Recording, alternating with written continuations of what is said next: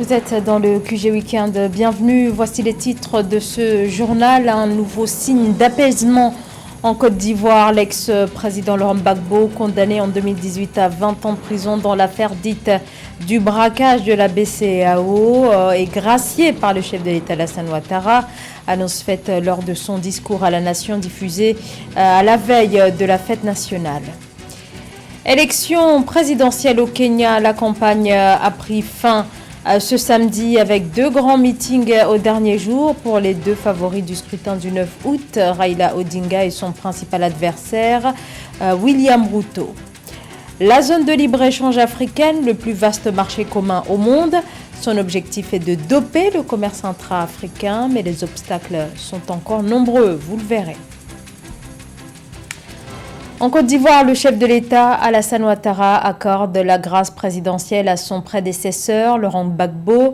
L'ancien président était sous le coup en Côte d'Ivoire d'une condamnation à 20 ans de prison pour l'affaire dite du braquage de la BCEAO, la Banque africaine des États d'Afrique de l'Ouest durant la crise de 2010-2011. Avec cette décision, le président Alassane Ouattara affirme vouloir renforcer la cohésion sociale à travers ce geste envers son ancien rival.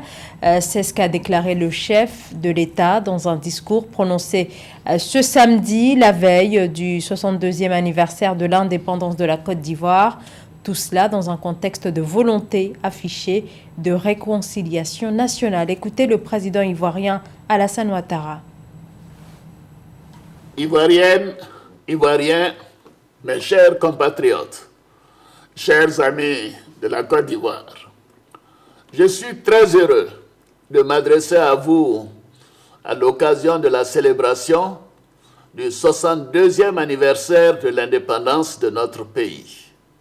Cette commémoration qui se déroule cette année à Yamoussoukro, notre capitale politique, terre natale du président Félix Houphouët-Boigny, notre père à tous, est placée sous le sceau de la consolidation de la paix et de la cohésion sociale.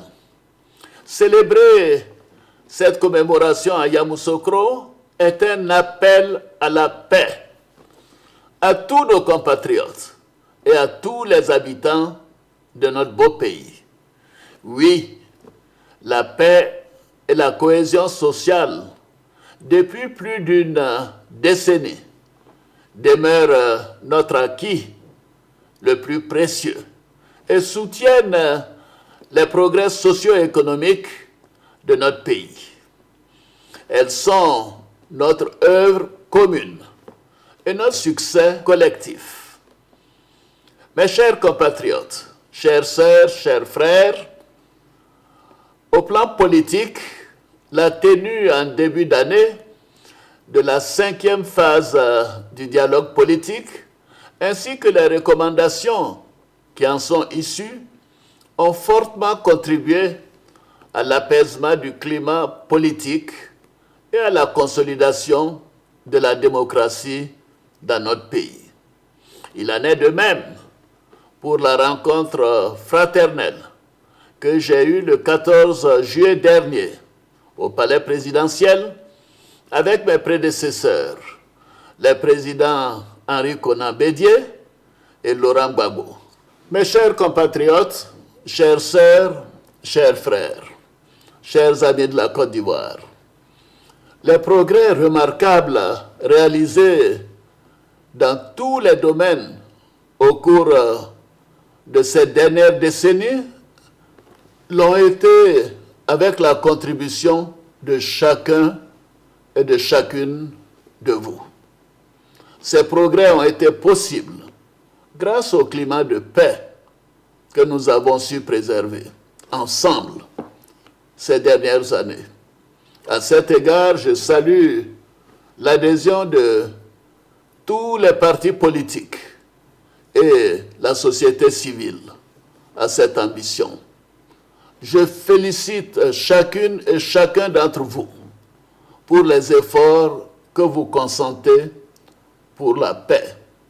C'est pourquoi, dans le souci de renforcer davantage la cohésion sociale, j'ai signé un décret accordant la grâce présidentielle à M. Laurent Gbagbo, ancien président de la République. J'ai également demandé qu'il soit procédé au dégel de ses comptes et au paiement de ses arriérés de rente viagère. La campagne présidentielle au Kenya s'est achevée samedi. 22 millions d'électeurs sont appelés aux urnes mardi 9 août afin de choisir le successeur du président sortant Uhuru Kenyatta. Et voici les favoris. Raila Odinga, 77 ans, il se présente pour la 5e fois. Face à lui, William Ruto, 55 ans, actuel vice-président sortant. Tous deux ont jeté ce samedi leur dernière force dans la bataille au dernier jour de campagne. Kamesh Katapoulé. Des affiches de campagne visibles à chaque coin de rue. Le 9 août prochain, les Kenyans seront appelés aux urnes pour élire leur nouveau président. Une élection aux enjeux importants, mais qui suscite peu d'engouement chez les jeunes. Parmi ces chauffeurs de mototaxi, certains d'entre eux n'iront pas voter mardi prochain. Lors des prochaines élections, je ne voterai pas. Et ce parce que les candidats sont les mêmes personnes que nous avons vues au pouvoir tout au long de ces dernières années. Ils nous font des promesses, mais au final, rien ne se réalise. Les engagements qu'ils n'ont pas respectés sont identiques à ceux qu'ils nous présentent aujourd'hui. Donc je ne pense pas que ces dirigeants apporteront une réelle nouveauté. Une fois qu'ils arrivent à leur poste, ils oublient tout. Des propos qui reflètent une grande frustration généralisée. Outre la corruption et la flambée des prix, le chômage attise également le mécontentement de la jeunesse. Selon un recensement paru en 2020, 5 millions de jeunes Kenyans étaient sans emploi. Plus tôt en 2012, la Banque africaine de développement avait estimé dans un rapport que le chômage des jeunes représentait 70% du chômage total au Kenya. Je pense que c'est un signal très fort de la part de la jeunesse, qu'elle est peut-être un peu désenchantée par la direction que notre politique a prise. La politique actuelle n'est peut-être pas suffisamment inclusive pour les jeunes. 4 candidats sont en lice pour ce scrutin présidentiel, mais le 9 août prochain, les regards seront surtout tournés vers 2 candidats, William Ruto et Raila Odinga. Pour le dernier jour de campagne électorale ce 6 août, les 2 favoris ont organisé des meetings électoraux à Nairobi. Après la Russie, la France et les États-Unis, l'offensive diplomatique se poursuit en Afrique et c'est au tour de l'Ukraine, pays toujours en proie à la guerre déclenchée il y a 6 mois par Moscou. Son chef de la diplomatie, le chef de la diplomatie ukrainienne, Dmytro Kuleba, doit effectuer une tournée en Afrique au cours des prochains mois. Une visite sur le continent afin de contrecarrer l'influence diplomatique de la Russie. Eugène Chema, Roberto Bogbe.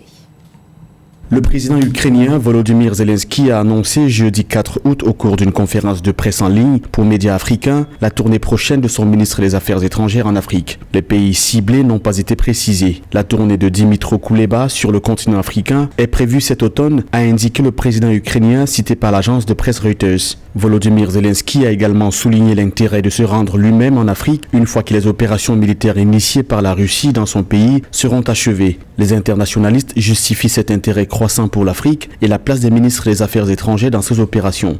L'Afrique est devenue un acteur incontournable des relations internationales.